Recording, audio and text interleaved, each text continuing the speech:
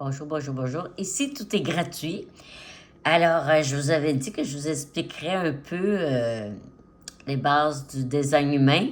Ça, c'est une vidéo sur Internet que je vais vous... qui explique beaucoup, beaucoup. C'est gratuit, là. Ça explique beaucoup le design humain. Alors, je vais le partir. Et puis, bonne vidéo.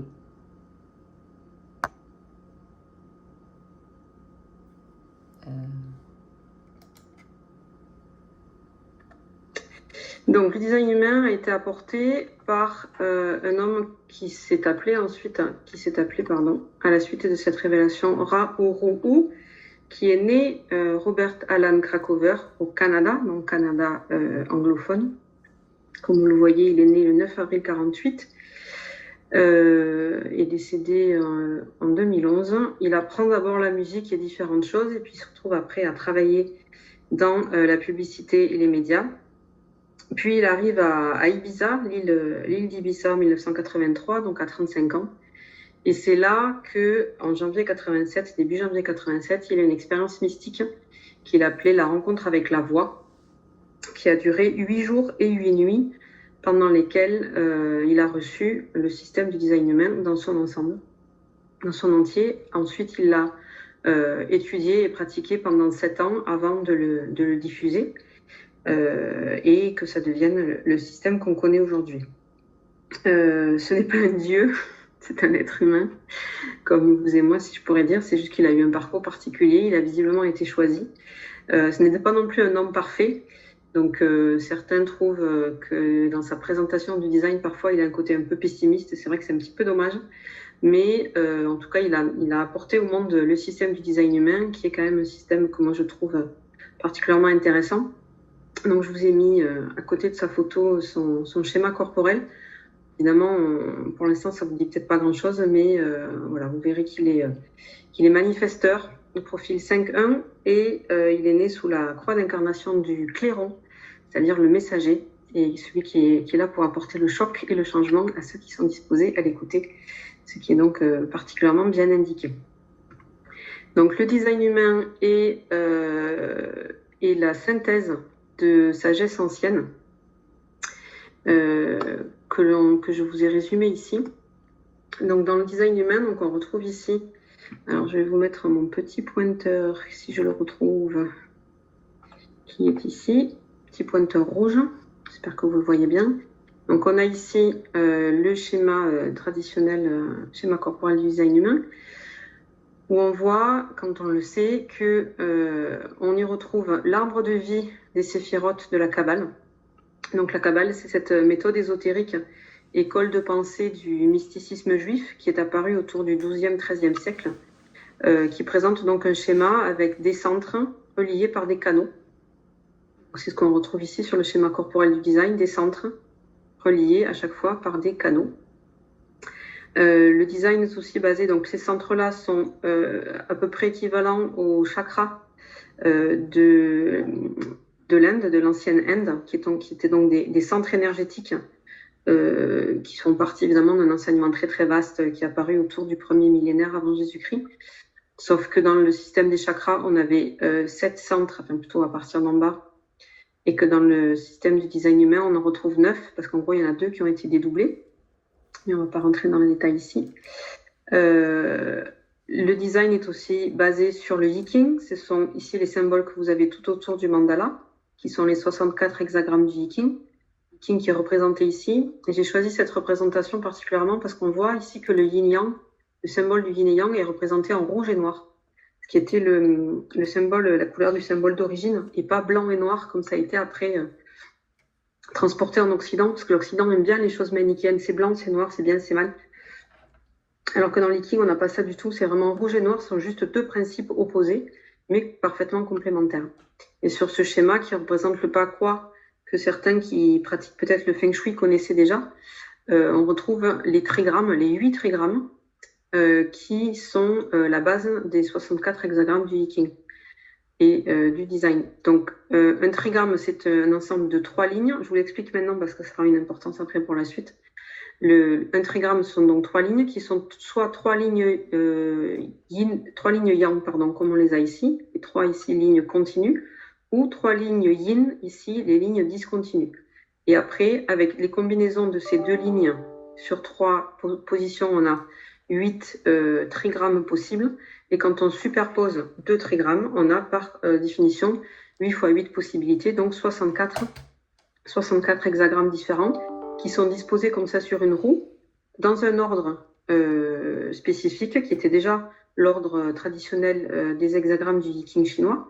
Donc le Yiking, c'est ce manuel de divination qui est à l'origine donc un manuel de divination qu'on peut traduire par livre des changements et qui est apparu entre 1000 et 750 avant Jésus-Christ à peu près, qui représente la base, une des bases de la philosophie, religion, suivant comment on veut le présenter, taoïste. Donc on a ici ces 64 hexagrammes, chacun constitué de 6 lignes. Je le répète parce que ça aura une certaine importance après. Alors ce que je n'ai pas noté ici dans cette présentation-là, c'est aussi la composante de sciences modernes qu'on retrouve dans le design humain, parce que personnellement, c'est pas un domaine que j'ai creusé particulièrement, mais il se trouve que les 64 hexagrammes du Yiking correspondent aussi aux 64 codons de l'ADN, donc comment dire, la structure qui contient toutes les informations sur qui nous sommes en tant qu'être humain unique, etc. Donc qui nous sont transmis par les chromosomes du père, de la mère, etc. Donc il se trouve qu'on peut faire l'équivalence entre les 64 hexagrammes du Yiking et les 64 codons de l'ADN. Et d'autre part, le design humain considère aussi intègre la découverte des neutrinos, qui sont donc des particules minuscules dont on pensait qu'elles étaient équivalentes aux photons, donc aux particules de lumière, sauf qu'on s'est rendu compte qu'elles se déplaçaient un tout petit peu moins vite que la vitesse de la lumière et qu'elles portaient une masse. Et donc, qui dit masse dit information, donc ce sont des particules vraiment infinitésimales qui traversent toute la matière possible et qui sont porteuses d'informations. Et on considère que tous les corps célestes émettent des neutrinos, notamment le Soleil qui émet à peu près 70% du bain de neutrinos dans lequel on baigne en tant qu'être vivant sur cette planète. Et ce sont donc ces neutrinos qui apportent les informations en fonction de quelle position ils viennent, etc. Donc bien sûr, il ne faut pas aussi oublier de citer l'astrologie. Ici, sur ce schéma, on a le disque intérieur qui est le disque du zodiaque, qui représente les différents signes astrologiques, constellations, ici avec le bélier, ensuite le taureau, etc. Donc ensuite, en fait, en fonction de la position des planètes dans telle et telle constellation, ça va activer certaines portes et certaines lignes qui vont faire les activations qu'on va retrouver ensuite sur le schéma corporel du design. Ce que nous pouvons voir, si tout va bien, dans la diapo suivante.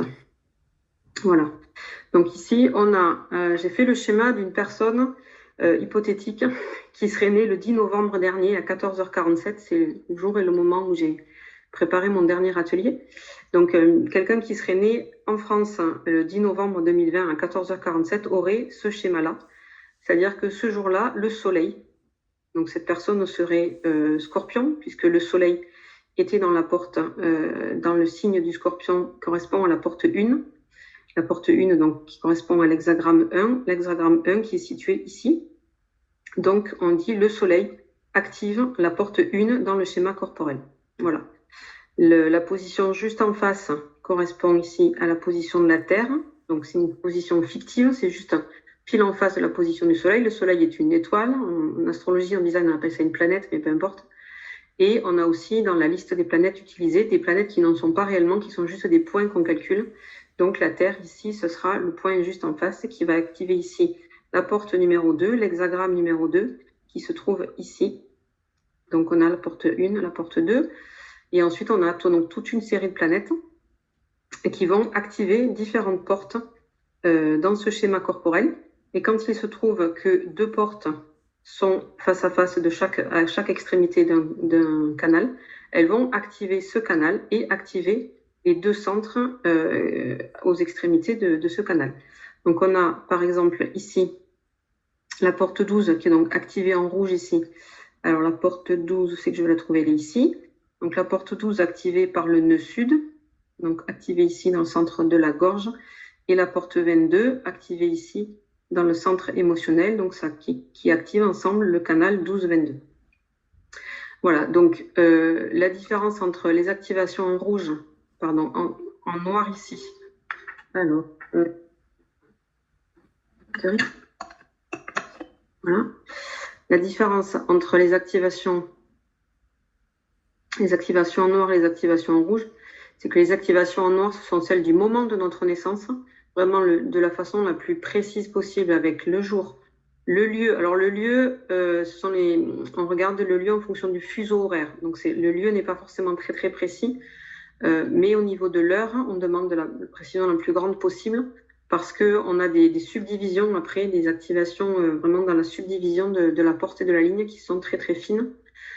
Qui peuvent être très importantes, mais en tout cas pour une lecture de carte générale, on demande une précision assez grande au niveau de l'heure de naissance. Donc au moment de la naissance, on va prendre toutes les activations qui sont présentées en noir ici, et les activations en rouge, ce sont toutes les activations d'un moment qui est calculé par les logiciels, qui est situé à peu près 88 jours avant le moment de la naissance. Donc à peu près 3 mois avant le moment de la naissance, parce qu'on considère, dans le design, on considère que c'est ce moment-là où la conscience est arrivée dans le corps. Donc c'est plutôt les activations qui correspondent au côté inconscient, au côté de la matière du corps, alors que les activations en noir vont présenter plutôt les activations conscientes et tout notre potentiel, toutes les choses dont on a déjà conscience. Voilà, donc ça c'est la représentation qu'on appelle le mandala, donc avec la disposition des planètes en fonction de leur position au moment de la naissance et leur correspondance sur le schéma, différentes portes et différents canaux. Alors, ce que j'ai trouvé très intéressant pour moi en découvrant le design, pour moi qui suis arrivée de l'astrologie, c'est qu'en astrologie, même si l'astrologie que moi j'ai pratiquée est une astrologie moderne, psychologique, etc., il y a quand même toujours, on entend toujours derrière telle et telle planète est bonne ou mauvaise, tel et tel aspect est bon ou mauvais, même si on l'utilise pas trop, ça reste un peu présent. En design, on n'a pas du tout ça. Comme le design est en très grande partie basé sur le viking, on est vraiment dans ça ou ça. C'est ouvert ou défini, c'est rouge ou noir, c'est très binaire, mais c'est jamais bien ou mal. Et c'est ça que j'ai trouvé intéressant, c'est que du coup, chaque schéma est parfait en lui-même. Il n'y a aucun schéma plus difficile qu'un autre. Il n'y a rien qui manque. Il n'y a jamais rien en excès non plus. Tout est parfait comme c'est. Et c'est simplement de façon très binaire. C'est pour les centres ici, vous voyez, les centres en couleur sont les centres définis. Les centres blancs sont des centres ouverts. Mais aucun des deux n'est mieux que l'autre. Et c'est pas bien de dire j'ai plus de centres définis ou de centres ouverts. Voilà, c'est ça que j'ai trouvé très intéressant dans le design. Alors là, je vous ai mis 4 schémas corporels différents, justement pour illustrer ce fait-là, qu'aucun schéma n'était meilleur qu'un autre. Je vous ai mis les 2 extrêmes que j'ai pu trouver et les positions intermédiaires. Donc on va y revenir après sur les différents types, mais là, je voulais me servir de ces cartes-là pour vous montrer toutes les possibilités. La seule chose qui n'est pas possible, c'est d'avoir un seul centre défini. Ça, c'est pas possible parce que forcément, une définition se fait par l'activation d'une porte, la porte d'en face, le canal entre les deux, et ça active forcément 2 centres. Donc, avoir un seul centre défini, c'est pas possible. À part ça, tout est possible. On peut avoir aucun centre défini, donc toutes les activations, comme d'habitude, toutes les planètes qui activent un certain nombre de portes, ou tous les centres définis, tous les centres colorés. Voilà, entre les deux, tout est possible. Donc, on a forcément toujours 26 activations, 13 activations, 13 planètes ou 13 points du côté conscient en noir, 13 planètes ou activations du côté inconscient, ce qui nous fait sur la carte au maximum donc 26 activations, sachant que quand elles sont représentées comme ça hachurées, c'est qu'il y a une activation du côté conscient et du côté inconscient en même temps. Donc, par exemple, ici, la porte 10 est activée ici du côté inconscient et ici du côté conscient, ce qui fait qu'on se retrouve avec un peu moins de 26 activations au total. Mais dans tous les cas, tout le monde...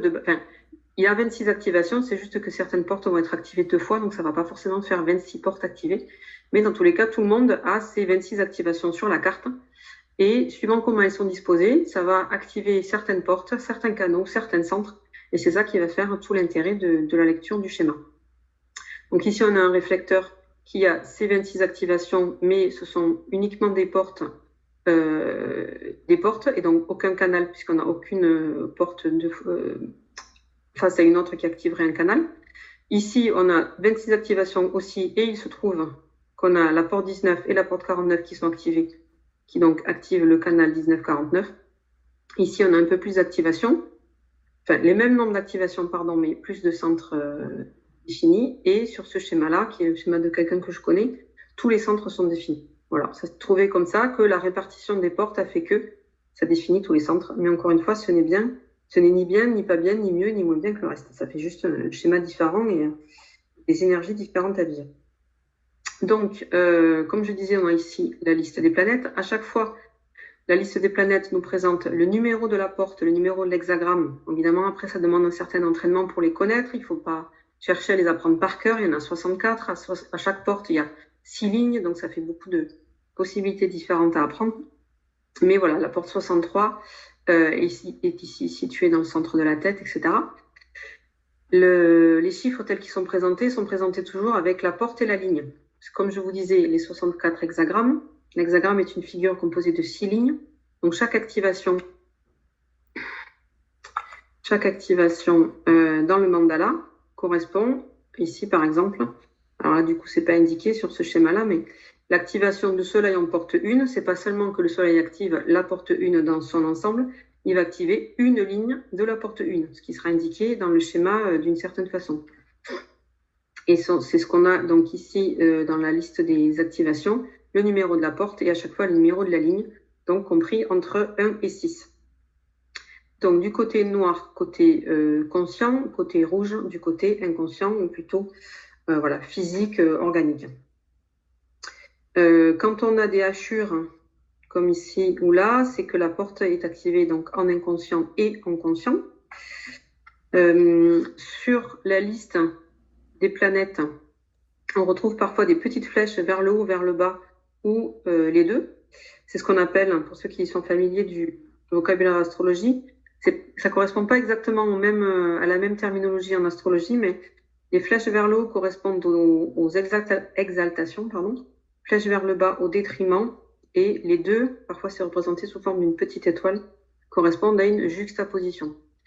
Pour dire très très simplement, on va dire que cette planète qui active cette ligne-là particulière de cette porte-là, par exemple ici, sur ce schéma-là, la Lune qui active la porte 49 en ligne 5 est considérée comme en exaltation, c'est-à-dire elle présente l'expression haute que peut apporter cette ligne et cette porte, alors que ici, Mars qui active la porte 22 en ligne 4 est considérée comme en détriment. Pas forcément rentrer dans les détails maintenant, c'est vraiment pas ça qui est le plus important à considérer au début. Donc, comme on le voit là, comme je vous le disais tout à l'heure, un centre en couleur est défini. Alors, les couleurs sont toujours les mêmes. Le centre de la tête est toujours jaune, le centre de l'ajna est toujours vert, le centre de la gorge est toujours marron. Certaines personnes s'interrogent sur le sens des couleurs. Il doit certainement y en avoir un quelque part, mais pas forcément arriver jusqu'à nous. Donc, on ne va pas se poser trop de questions par rapport à ça. Sachons simplement que le centre en couleur est défini, un centre blanc est non défini et un centre entièrement blanc, c'est-à-dire avec aucune porte activée. Donc, ceux-là ici, ils ont quand même certaines portes activées, mais ils ne sont pas activés, ils ne sont pas définis en eux-mêmes. On a aussi des centres qui sont complètement blancs, complètement non définis, on les appelle ouverts.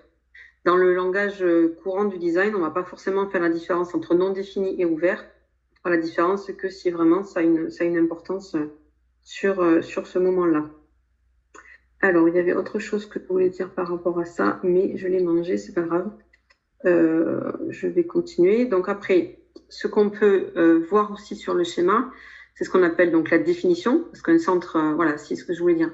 Un centre défini va être habité par notre propre énergie, en fait. Du moment que deux portes sont ouvertes, mais ça fait comme dans une maison, si on a deux portes ouvertes des deux côtés de la maison, ça ouvre, ça fait un courant d'air, ça fait une énergie qui circule.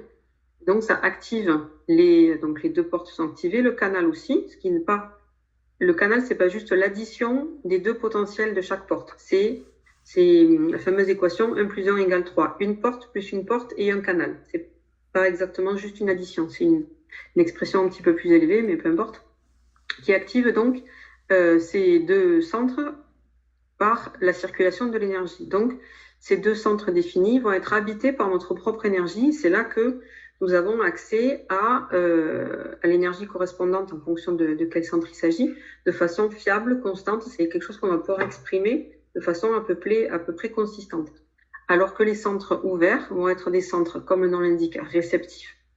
Ou dans ce domaine-là d'énergie et domaine de la vie humaine, on va être plus réceptif à l'énergie des autres.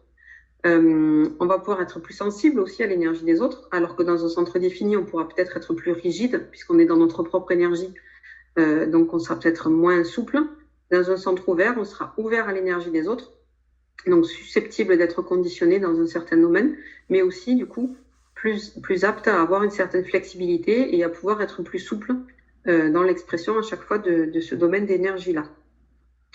Donc, ce qu'on appelle la définition, c'est l'ensemble des centres définis. On le voit ici. Alors, mon application là, que j'utilise pour faire ces schémas est en anglais, mais elle est traduite en français aussi. Donc, ici, on voit qu'il n'y a pas de définition, voilà, puisqu'aucun centre, stricto sensu, c'est pas vrai, puisque les portes sont définies, mais les centres ne sont pas définis. Donc, ce qu'on appelle ici sans définition. Ici, on a une définition simple, c'est-à-dire que si on fait le parcours, on a deux centres définis qui sont reliés entre eux. Donc, on a un circuit de définition simple. Ici, on a une définition qu'on appelle double, en anglais split. En anglais, split, ça veut dire séparer, couper. Donc, quand on suit les canaux, comme un circuit, on a ces deux centres-là qui sont reliés entre eux, le centre de la gorge et le centre G.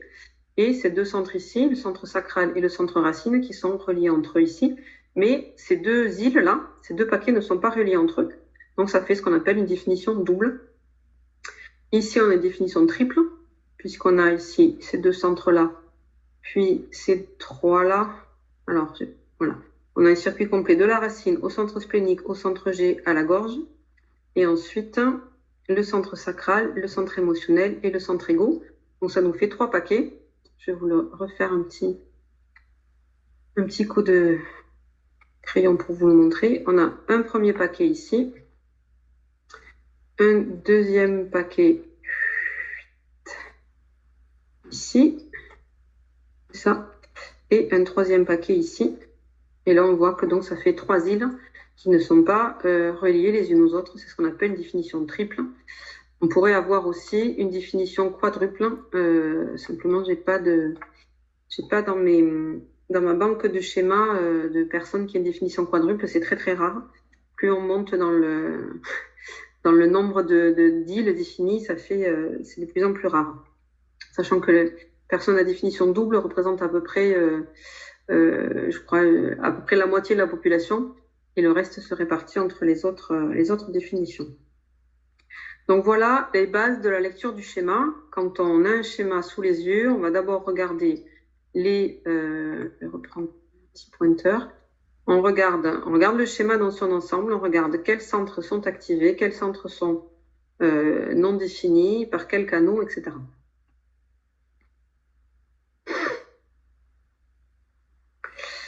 Alors là, je vais passer très rapidement parce que c'est pas forcément le but de cet atelier ce soir de rentrer dans ce niveau de détail-là, mais chaque activation aussi va avoir une signification particulière.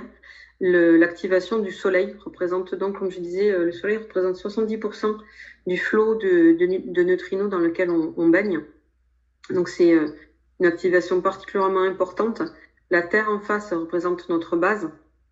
Et après, chaque planète, chaque point va représenter un domaine particulier ou une activation particulière. Personnellement, au bout de 3 ans et demi dans le design, je ne suis pas encore rentrée dans ce niveau-là de détail. Quand on commence, on considère qu'une activation vaut une activation vaut une activation. Donc, on ne va pas rentrer dans le détail de savoir si c'est activé, si une telle porte est activée par Mercure ou par Saturne. En général, au niveau de base, c'est pas le plus important. Mais quand on veut creuser un petit peu, ça peut avoir, au bout d'un moment, une certaine importance. Donc, les centres. Donc, nous avons 9 centres sur le schéma corporel. Chaque centre correspond à, on va dire, un domaine énergétique, un domaine de vie. Alors, la plupart des documents que j'ai sont en anglais, mais je vais vous les présenter en français de toute façon. Alors, le centre, qu'on peut appeler le centre de la couronne en référence au chakra couronne ou le centre de la tête, représente la pression mentale.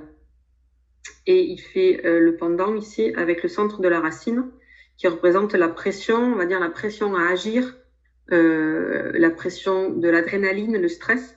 Donc, on a déjà ici nos deux centres de pression. Dans la tête, pression à penser, répondre aux questions. Et dans la racine, pression à agir, faire. Est-ce que j'ai la pression pour faire, etc. Ensuite, dans ce schéma, on a trois centres de conscience, que sont ici le centre splénique. Splénique, c'est l'équivalent du centre de la rate. Alors, en français, en général, on ne parle pas souvent du centre de la rate, on parle plutôt de centre splénique, qui représente la conscience originelle. La conscience est vraiment animale et reptilienne, vraiment l'intuition de la survie. C'est pour ça qu'elle est représentée ici par un radar qui correspond aussi au système immunitaire et qui va nous permettre de savoir ce qui est bon pour nous et ce qui n'est pas. Deuxième centre de conscience ici, beaucoup plus récent, c'est le centre de l'ajna, qui correspond au centre de conscience mentale, donc toute l'activité mentale de la conceptualisation. Et troisième et dernier centre de conscience qui est en train de se développer et de gagner de plus en plus d'importance, le centre du plexus solaire ou le centre émotionnel, qui représente donc cette conscience que nous apportent les émotions et qui est donc le centre qui va gagner de plus en plus d'importance aujourd'hui. Et avec ces trois centres de conscience, on a une évolution de l'être humain. On part de la conscience de la survie, vraiment quelque chose de très très basique, limite animal, à quelque chose de beaucoup plus humain et beaucoup plus mental, intellectuel, pour aller dans quelque chose ensuite de beaucoup plus émotionnel, parce que le design considère que c'est vers ça que va l'évolution de l'être humain. Ensuite, on a les moteurs.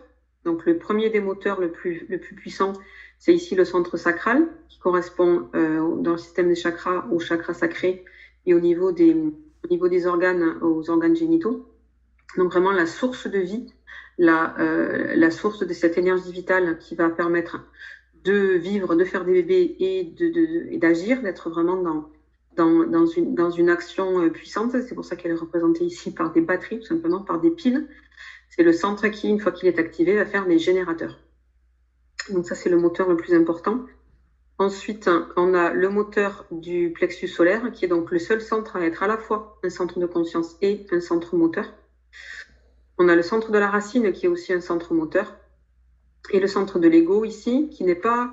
il ne peut pas voir l'ego comme l'ego en termes de quelqu'un qui a de l'ego, qui a beaucoup d'ego, qui n'en a pas. C'est pas exactement... C'est un peu la même idée, évidemment, mais c'est plutôt ce qui correspond à la volonté et le désir de se dépasser, le désir d'être en compétition, en concurrence avec les autres pour se dépasser, qui est donc aussi un moteur, en sachant que le sacral reste de tous le moteur le plus puissant. Ensuite, il nous reste le centre de la gorge, qui correspond, c'est pour ça qu'il est représenté ici par des enceintes, qui correspond au centre de l'expression et de la manifestation verbale dans la communication, mais aussi simplement la manifestation en action de toutes ces énergies qui nous traversent et qu'on va pouvoir mettre dans la matière. Et enfin, on a au centre ici le centre G, centre de l'identité, qui va nous indiquer la direction. C'est pour ça qu'il est représenté ici par une boussole, par le sens que nous avons de notre identité, de notre direction et notre rapport à l'amour. Est-ce que nous cherchons l'amour à l'extérieur? Est-ce que nous avons trouvé l'amour en nous? Etc., etc.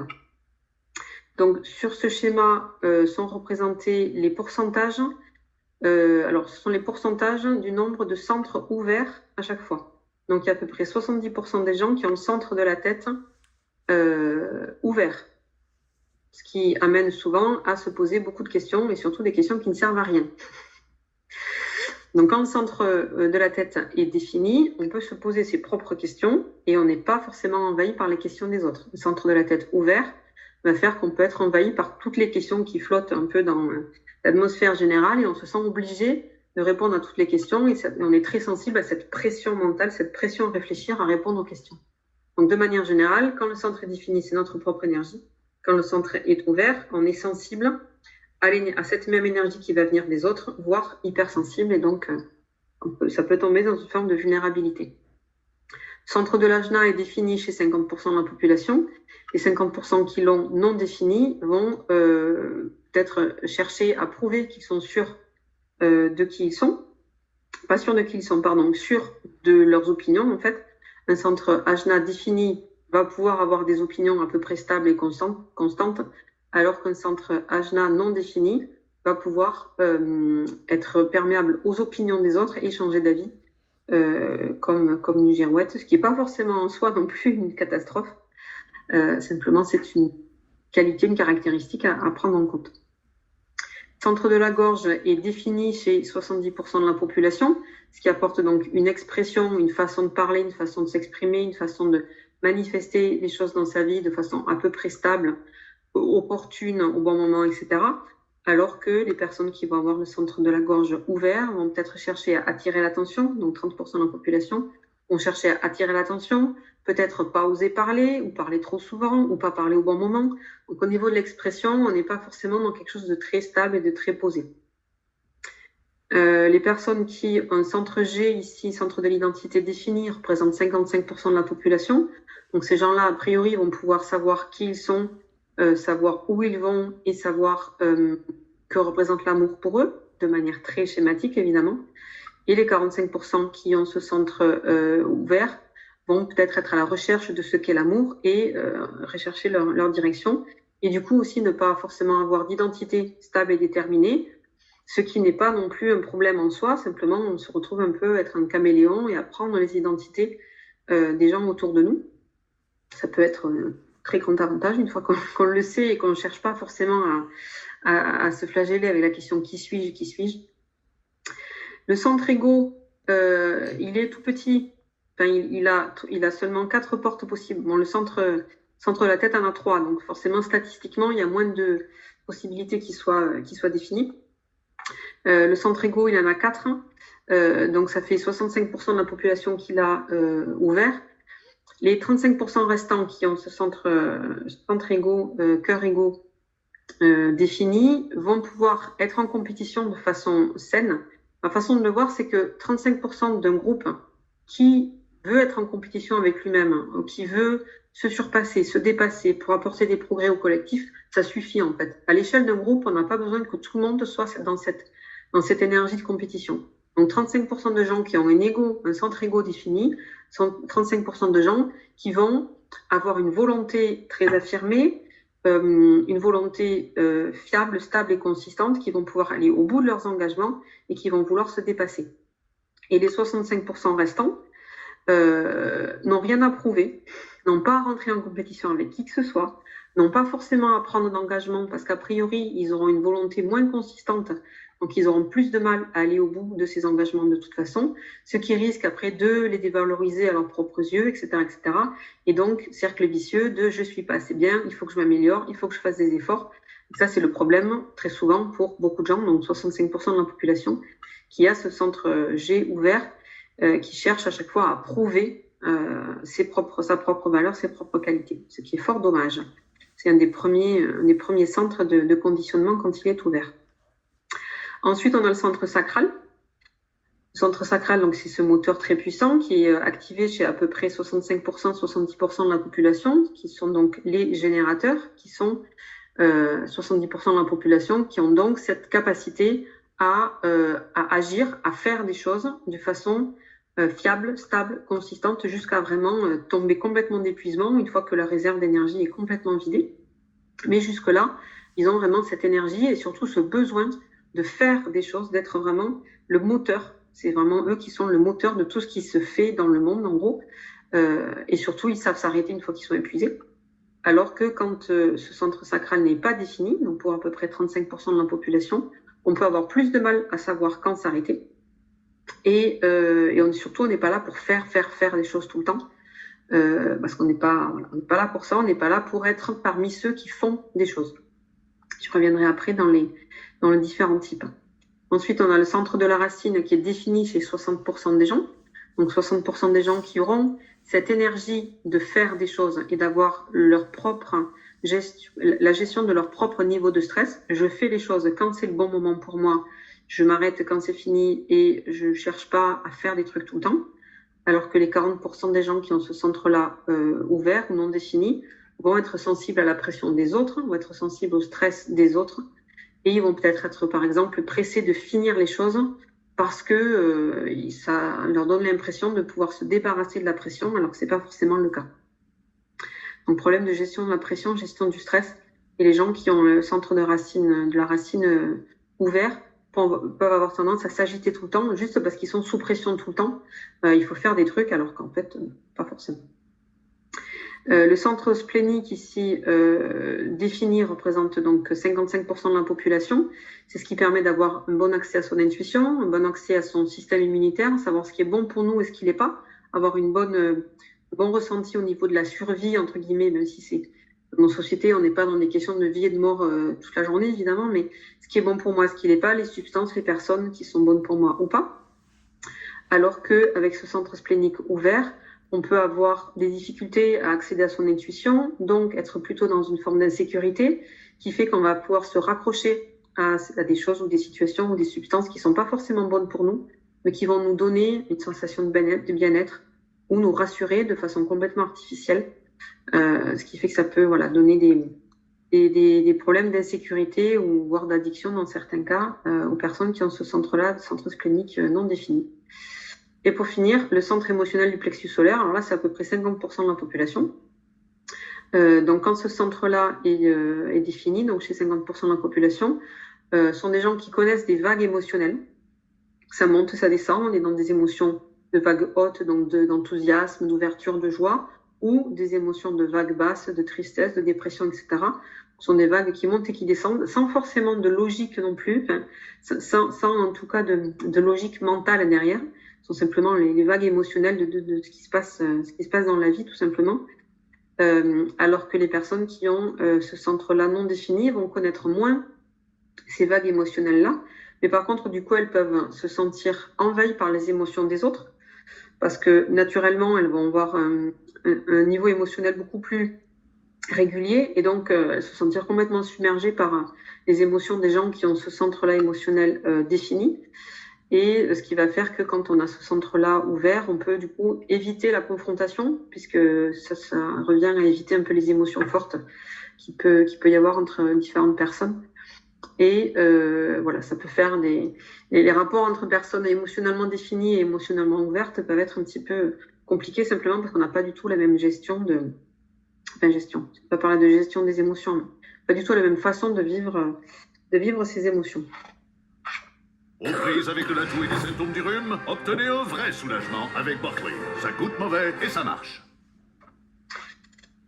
Donc, maintenant que je vous ai présenté les différents centres, on va pouvoir voir comment ça se présente sur un schéma. Donc, quand on est face à un schéma pour la première fois, le sien ou celui de quelqu'un d'autre, on va d'abord regarder ici le centre sacral. Donc, centre sacral sur les 4 schémas que j'ai choisis est défini. Alors, la différence entre le centre sacral carré ici et rond, c'est simplement que l'application a décidé de passer d'un centre carré à un centre rond, mais peu importe, c'est juste une convention graphique. Donc, dans tous les cas, ici, on a ce centre sacral défini. Une fois qu'on a sur un schéma un centre sacral défini, on a affaire à un générateur. Ça, c'est la base. On voit un centre sacral défini, coloré en rouge. On a affaire à un générateur ou un générateur manifesteur mésivien.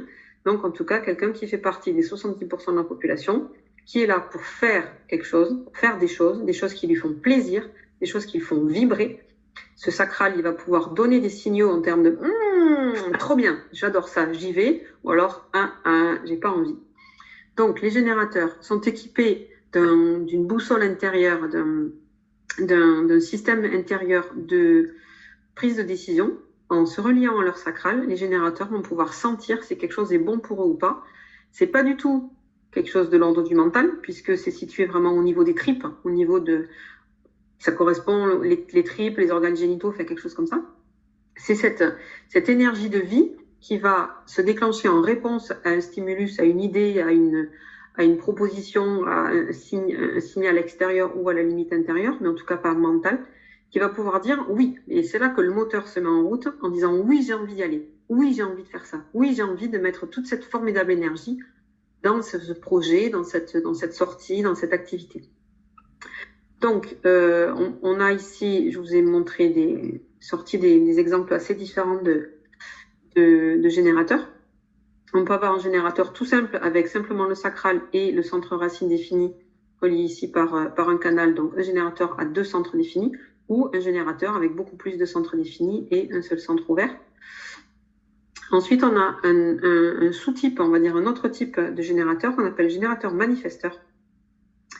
Générateur manifesteur, c'est un générateur qui a un centre moteur relié à la gorge, directement ou indirectement. Donc, on a ici un générateur manifesteur que j'appelle minimaliste, qui a simplement le centre moteur le plus simple, le plus basique, le premier, le plus efficace, qui est le centre sacral, relié directement à la gorge par ce canal ici, le 3420, qui est vraiment le canal des générateurs manifesteurs classiques, et avec aucun autre centre défini. Donc, on a un générateur manifesteur, mais vraiment sur un seul canal et 2 centres. Le principe du manifesteur, c'est quelqu'un qui va pouvoir envoyer son énergie directement d'un moteur à la gorge et donc rentrer dans l'action de façon très rapide, très impulsive. Sauf qu'un manifesteur, on le verra après, n'a normalement pas le centre sacral défini.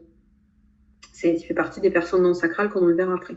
Le générateur manifesteur a le sacral défini et un de ses moteurs, pas forcément le sacral, mais ça peut être un autre moteur, relié directement à la gorge. Donc ça va faire que par rapport au générateur pur, il va pouvoir être plus rapide, rentrer dans l'action plus rapidement, mais il ne va pas forcément aller jusqu'au bout, même si évidemment aller jusqu'au bout de l'action, c'est forcément toujours très, très satisfaisant. Et surtout, il va pouvoir aussi commencer plusieurs choses, pas toutes les finir pas dans le même ordre, alors que le générateur pur ici, une fois que son sacral a dit oui, une fois que le signal a été oui, j'ai envie de faire ça, il va pouvoir aller au fond des choses. Et une fois qu'il est arrivé au fond des choses, ressentir éventuellement une frustration. Et là, c'est le signal que c'est le moment de passer à autre chose. Donc, on a ici un générateur manifesteur minimaliste, comme je disais, et ici un générateur manifesteur avec beaucoup plus de centres définis. Et donc là, en fait, le chemin est qu'on part du centre racine pour aller au centre splénique. On passe par le centre G et on va à la gorge. Et c'est ça le circuit qui va de ce moteur qui est le centre racine par le centre splénique, centre G et arriver à la gorge. Dans tous les cas, pour le générateur manifesteur, on a un moteur, l'énergie du moteur qui va à la gorge. Ensuite, on a les autres types. Donc, vous voyez ici, sur tous ces schémas, on a un centre sacral à chaque fois qui n'est pas activé, pas défini.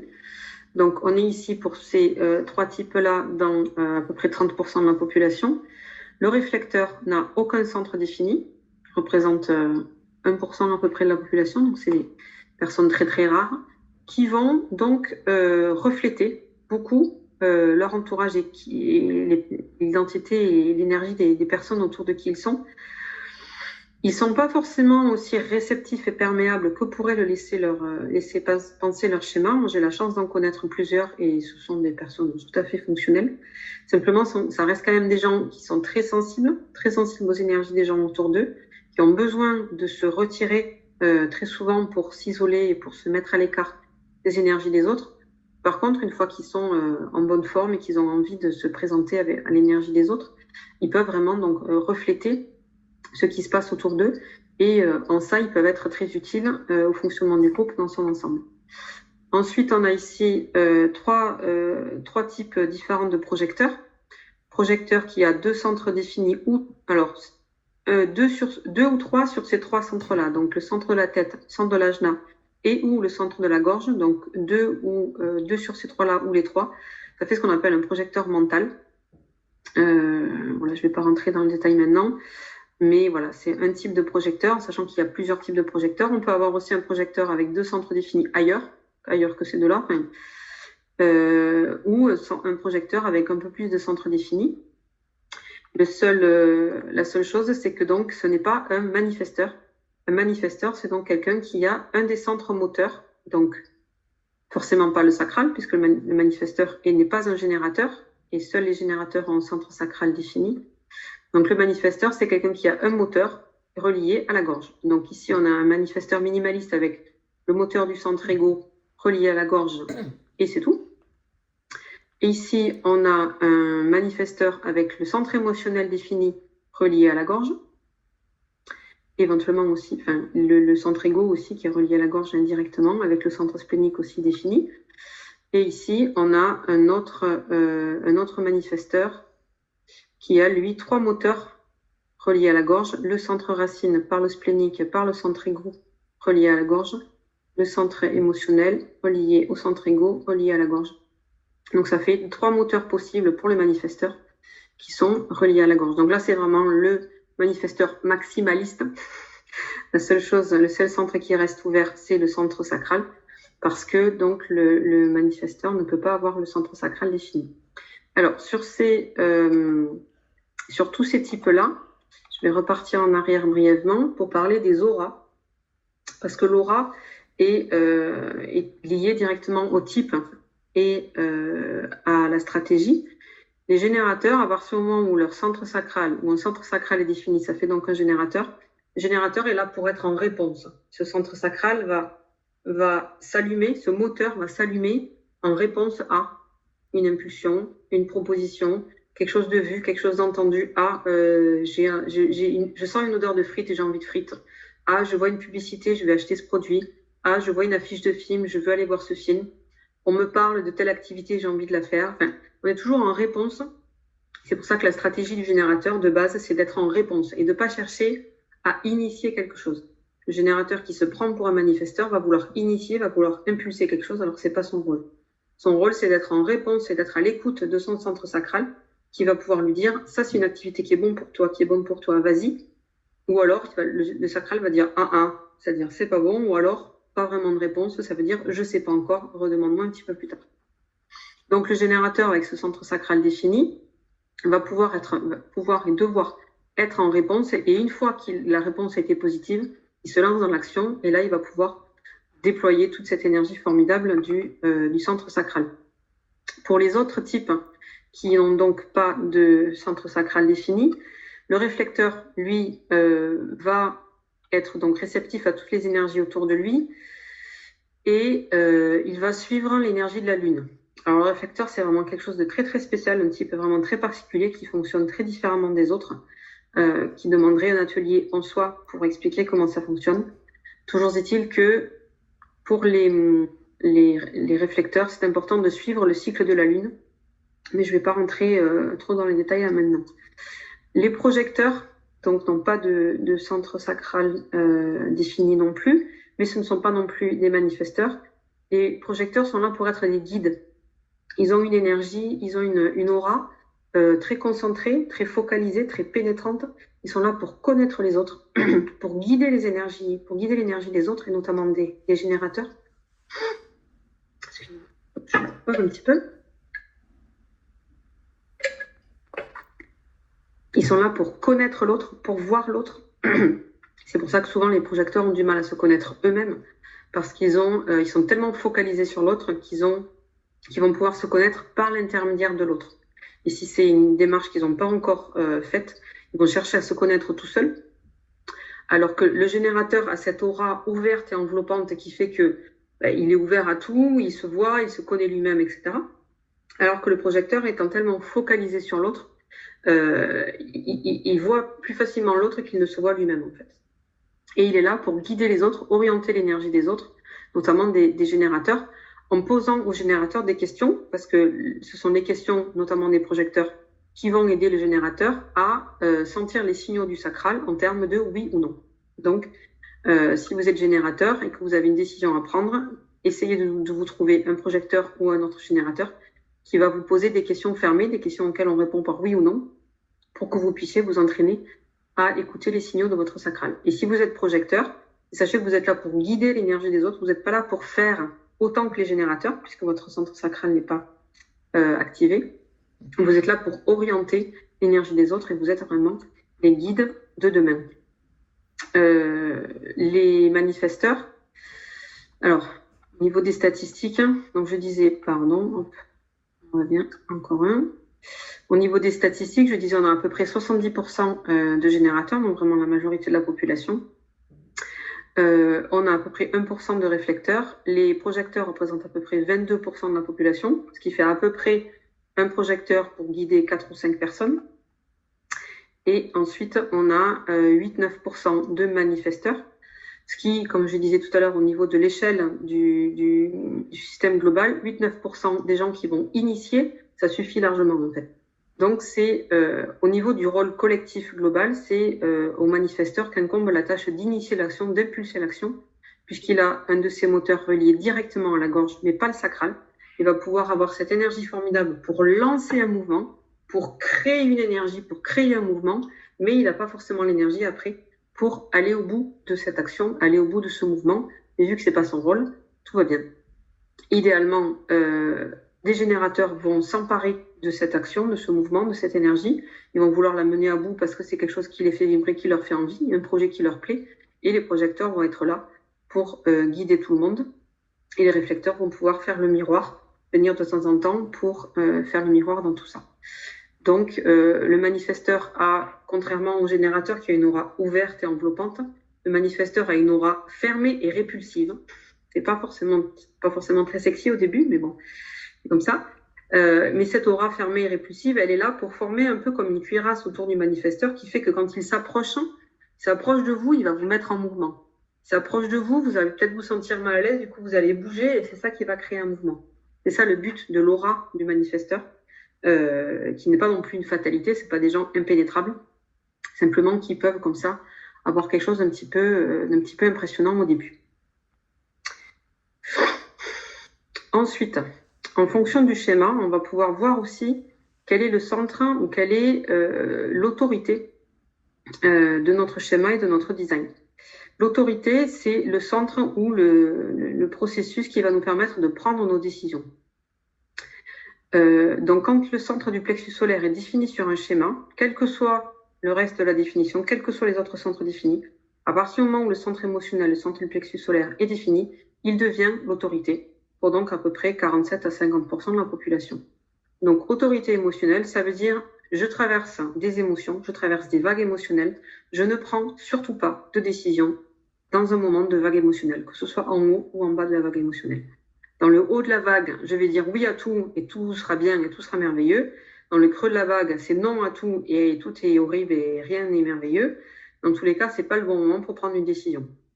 Le bon moment, c'est entre deux vagues, une fois que le creux de la vague est passé et le haut de la vague est passé, où là, j'ai une certaine clarté à propos d'une situation et je vais pouvoir prendre une décision. Donc, c'est un processus décisionnel très lent qui demande de prendre le plus de temps possible avant de se décider pour surtout pas décider dans l'instant, parce qu'avec un centre émotionnel défini, il n'y a pas de vérité dans l'instant. Ce qui concerne donc, comme je disais, à peu près 50% de la population. Si on avait 50% de la population mondiale qui prenait le temps de prendre ses décisions et qui ne décidait pas de façon impulsive, je pense qu'on aurait beaucoup moins de problèmes que ce qu'on a aujourd'hui. Bref, quand on voit sur un schéma un centre émotionnel non défini, on regarde si le centre sacral est défini, auquel cas il devient systématiquement l'autorité. Ce qui est présenté ici, c'est la hiérarchie des autorités, donc c'est l'ordre. Le centre sacral défini, c'est lui qui devient l'autorité, c'est-à-dire oui ou non. Donc, en fonction des signaux de mon sacral, je vais pouvoir dire pas envie, c'est non. Ou alors, ça me fait trop envie, j'y vais.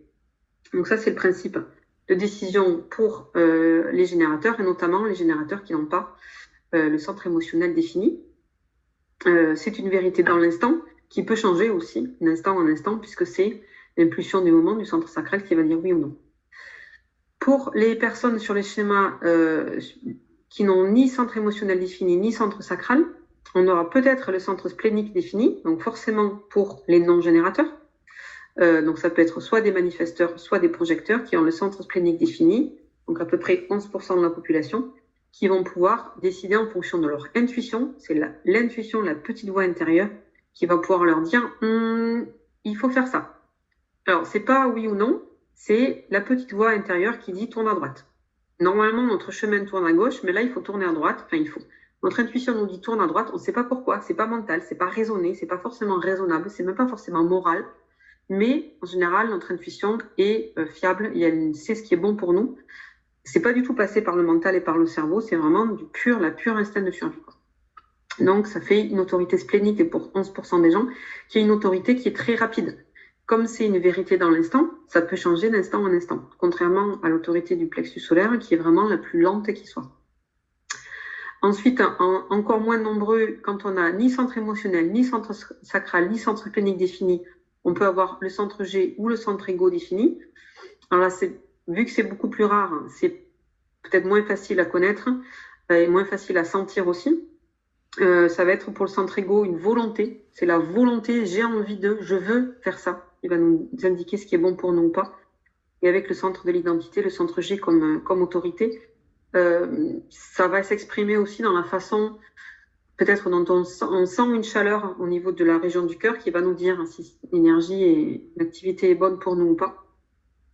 Dans tous les cas, ce seront des autorités à creuser un peu, parce que ça va faire aussi forcément, si on a ces centres-là, ça veut dire que tous les centres du bas, donc le plexus solaire, le sacral et le splénique, sont forcément pas définis, puisque ce sont les derniers possibles. Et donc ça fait aussi beaucoup d'ouverture et beaucoup de sensibilité à l'environnement. Ensuite, on peut avoir donc les projecteurs mentaux qui ont soit ces deux centres-là définis, soit les deux centres de la tête, soit ces trois-là, qui eux, c'est encore différent, vu qu'ils n'ont pas de centre d'autorité, on va dire, de centre d'autorité défini. Leur autorité va se faire selon un processus. Au lieu de se faire sur la base d'un centre, ça va être un processus qui va consister à parler de leur situation, à parler de décisions à prendre à des personnes de préférence bienveillantes qui vont surtout pas donner de conseils, mais qui vont leur permettre à ces projecteurs mentaux de s'écouter parler simplement, et au fil de la discussion et au fil des questions bienveillantes que la personne en face pourra poser, simplement au fil de l'expression, le projecteur mental va pouvoir prendre sa décision. C'est une prise de décision qui peut être assez lente et qui nécessite donc d'avoir quelqu'un en face et qui est bienveillant pour écouter. On peut aussi parler tout seul et s'écouter parler, s'enregistrer, ça peut être aussi une façon de prendre ses décisions. En tout cas, c'est aussi un processus de prise de décision assez lent. Et ensuite, évidemment, pour les réflecteurs qui n'ont aucun centre défini, ils vont s'appuyer, comme je disais tout à l'heure, sur la Lune aussi pour prendre les décisions. C'est-à-dire qu'ils vont idéalement laisser passer un mois lunaire complet avant de prendre les décisions au minimum importantes pour eux. Ensuite, on en vient au profil. Alors, sur la carte est aussi présent à chaque fois le profil en termes de chiffres et expliqué en termes de noms. Alors, pour vous expliquer ce que c'est un profil, rapidement, il faut que je vous explique la structure de l'hexagramme. Donc, l'hexagramme, c'est cette figure à 6 lignes dans laquelle la première ligne est la première en bas.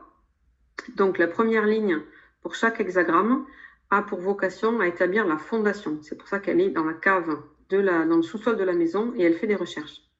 La deuxième ligne, elle commence à vivre les qualités de l'hexagramme, mais d'une façon très naturelle et spontanée, sans forcément tout réfléchir. Elle vit de façon, voilà, son ermite dans son coin, fait sa vie toute seule. La troisième ligne va vouloir expérimenter et tester et mettre à l'épreuve les leçons de cet hexagramme-là. C'est pour ça qu'on l'appelle le martyr, parce que ce qui est intéressant dans une expérimentation, c'est surtout tout ce qui ne marche pas, pour pouvoir en informer les autres en disant « ça ne marche pas, n'essayez pas ». La quatrième ligne va pouvoir commencer à externaliser les leçons de cet hexagramme-là qui ont été apprises par l'investigation, par simplement la vie naturelle et l'expérimentation. Avec la quatrième ligne, on peut commencer à en parler autour de soi. C'est pour ça que ici le petit personnage est représenté sur son balcon. En parler autour de soi, autour de son réseau. Les personnes qui ont un profil de quatrième ligne sont souvent des gens qui ont un réseau important et qui vont pouvoir externaliser ce qu'elles savent et ce qu'elles sont auprès de leur réseau, les amis, la famille, les collègues proches. La cinquième ligne, elle va universaliser, c'est-à-dire apporter les leçons de l'hexagramme au plus grand nombre et donc surtout aux étrangers. Les gens qui ont un profil de cinquième ligne, en général, touchent beaucoup plus facilement les étrangers que leur réseau proche. Et les gens de sixième ligne, la sixième ligne, c'est ce qu'on appelle le rôle modèle. Elle est carrément sur le toit de la maison. Elle incarne la perfection de l'hexagramme, de la leçon qu'il y avait à apprendre. Et elle est déjà presque au-delà, en fait, presque en train de regarder la suite. Donc, ce qui fait que si on regarde l'hexagramme en termes de 2 trigrammes, on a le trigramme du bas, la quatrième ligne qui représente la transition entre le trigramme du haut et le trigramme du bas, et ensuite donc le trigramme du haut, qui va nous faire ici les 12 profils possibles, parce que avec ces 6 lignes-là, toutes les combinaisons ne sont pas possibles. On peut avoir 1, 3, 1, 4, etc. 2, 2, 4, 2, 5, etc. Donc, pour cela, j'aurais dû vous montrer un schéma. Je vais vous montrer le schéma d'après. Donc, les profils des lignes 1, 2 à 3 sont plutôt à destinée personnelle, donc plutôt là pour s'occuper de leur propre destinée. Les profils de ligne 4 sont là plutôt pour faire la transition entre personnel et collectif. Et les profils ligne 5 sont là vraiment pour universaliser et pour aller vers quelque chose de plus transpersonnel qui va toucher un peu plus de monde. Donc, on a ici les 12 profils possibles, donc 1, 3, 1, 4, 2, 4, 2, 5, en sachant que la répartition statistique est très inégale. Et donc, sur à chaque fois la moitié des profils, donc 6 sur 12, on les retrouve de façon assez fréquente, alors que 1 sur 2, on les retrouve de façon beaucoup plus rare. Tous ces documents, vous pourrez les retrouver à télécharger sur mon site internet pour pouvoir y revenir dessus si vous le souhaitez. Un élément important aussi qu'on voit dans la lecture d'un schéma, c'est ce qu'on appelle la croix d'incarnation. Alors là, je vous ai mis mon schéma pour voir comment ça se présente. Ça nous permet aussi de voir comment se présente ici le profil. Le profil est indiqué ici sur l'application. Donc, on voit que moi, j'ai un profil 5-1. C'est parce que mon soleil ici, soleil et terre du côté conscient sont dans une ligne 5 à chaque fois, et soleil et terre du côté inconscient en ligne 1. Donc, ligne 1 de la porte 14 et ligne 1 de la porte 8. Donc, ça fait un profil 5-1, et c'est ça qui fait le profil 5-1 de l'hérétique investigateur. Ça, juste pour finir sur les profils. Et ensuite, quand on garde les 4 portes, les 4 hexagrammes, justement, qu'on vient de voir, ça nous donne ce qu'on appelle la croix d'incarnation. Alors, pourquoi la croix? Simplement parce que ces 4 portes sont réparties en forme de croix sur le disque des hexagrammes et le disque zodiacal. Donc, on a ici le soleil, ça c'est la croix d'incarnation qui correspond à mon schéma. Le soleil en porte 49, opposé à la terre ici consciente en porte 4, avec un soleil inconscient ici en porte 14 et une terre inconsciente ici en porte 8. Donc, on retrouve ces chiffres-là ici, 49, 4, 14, 8. C'est donc ce qu'on appelle la croix d'incarnation, qui représente notre mission de vie, qui représentait un enseignement en soi, qui est encore tout un domaine du design qui est très intéressant de creuser, qui peut paraître très hermétique au début, parce que la façon dont c'est formulé, la façon dont c'est présenté, pas forcément très très clair. Moi, je sais que ma croix d'incarnation, elle ne me parle pas particulièrement. Mais voilà, elle donne une indication sur notre mission de vie et ce qu'on a à vivre ici sur ce plan. Alors, pas forcément ce qu'on a à vivre, mais avec quelle énergie on va le vivre et ce qu'on va apporter. Voilà, il ne s'agit pas d'en faire quelque chose de mental et de s'obliger à quoi que ce soit. Ce n'est pas du tout le but. Une autre indication qu'on peut trouver sur la carte, sur le schéma en fonction du logiciel ou du site qu'on va utiliser, ce sont ici les 4 flèches qu'on a là, qu'on appelle les variables, qui vont être soit dirigées vers la droite, comme ici, soit dirigées vers la gauche. Alors moi, les variables, j'ai l'habitude de les utiliser en anglais. Donc c'est pour ça que je l'ai indiqué comme ça ici. Donc ici, vers la droite, right en anglais, vers la gauche, left en anglais. Du côté personnalité, donc P, donc c'est pour ça qu'on se retrouve ici avec un P, R, L, personality, right, left. Et du côté design, côté rouge, inconscient, 2 fois right, donc droite et droite, D, R, R. Ça, c'est aussi tout un domaine du design qui demande une étude assez approfondie, qui va nous donner des indications sur notre conscience, comment fonctionne notre esprit, comment fonctionne notre cerveau. Ici, c'est marqué digestion, mais c'est la digestion qui nourrit le cerveau, l'organe physique du cerveau. Notre perspective, notre façon de voir les choses autour de nous et notre environnement. Est-ce que dans notre environnement, on va être plutôt actif ou plutôt réceptif? Tout ce qui est tourné à droite est plutôt réceptif, passif, entre guillemets, et tout ce qui est tourné à gauche est plutôt stratégique, actif. Voilà pour... Alors, on a une personne qui vient d'entrer et qui a laissé son micro ouvert. Si vous pouviez fermer votre micro, Ça serait super, merci. Donc très rapidement aussi par rapport au transit, parce que on a parfois des gens qui demandent si notre schéma corporel reste le même toute notre vie. Le schéma en lui-même reste le même toute notre vie. Par contre, la position des planètes autour du disque zodiacal va changer et on va créer de nouvelles activations qui vont compléter notre schéma et qui vont activer des choses qui sont déjà actives chez nous ou qui ne le sont pas. Et c'est ce qui va donc permettre de traverser des moments où on a tel centre activé, telle porte activée, etc. Donc là, je vous ai mis un tableau dans lequel on ne va pas rentrer en détail maintenant, qui montre simplement combien de temps chaque planète, chaque point d'activation reste dans une porte et dans une ligne. Donc le Soleil fait à peu près 6 lignes dans son passage, donc à peu près un jour dans chaque ligne. Alors que la Lune va beaucoup plus vite. Un jour dans chaque ligne pour le Soleil et 6 jours dans chaque porte. La Lune est beaucoup plus rapide, elle reste à peu près une demi-journée dans chaque porte.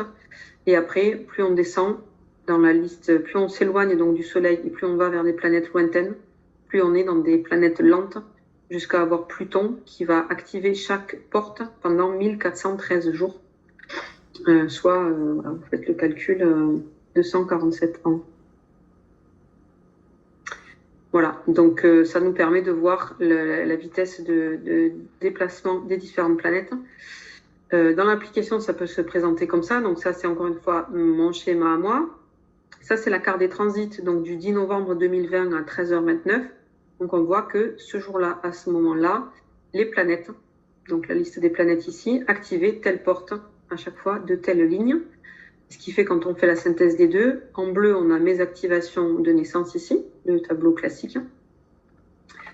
Et sur le tableau d'à côté, on a en vert donc les activations du moment.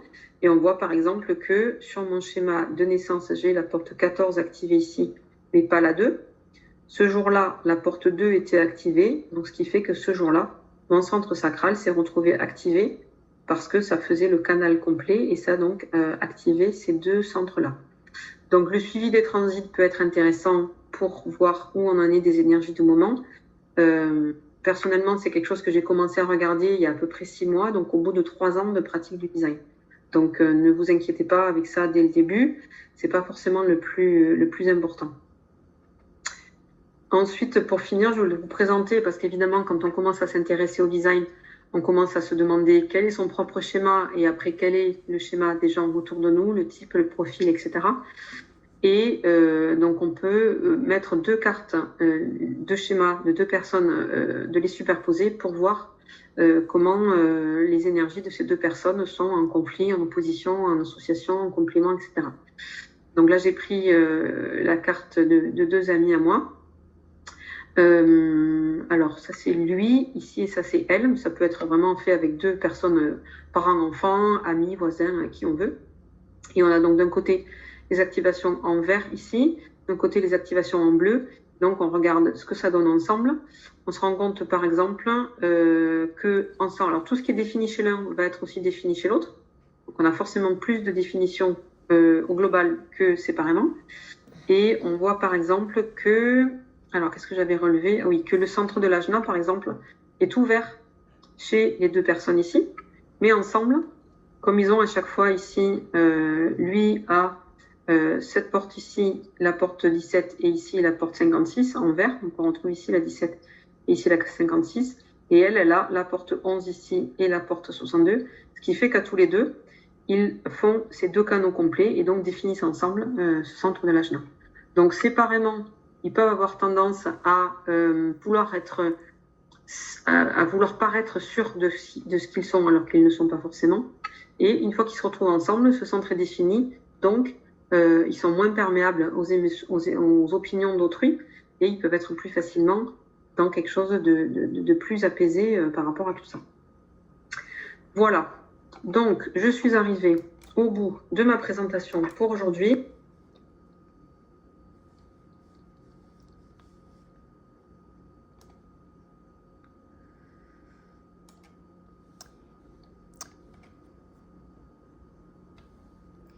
Et voilà, c'est la fin de la vidéo. J'espère que vous avez aimé regarder le... Ça explique pas mal, ça explique au complet la base du design. La prochaine fois, je vous expliquerai ma carte design humain et puis vous donner un exemple, expliquer qu'est-ce qu'il a parlé dans cette vidéo. Merci, puis à la prochaine.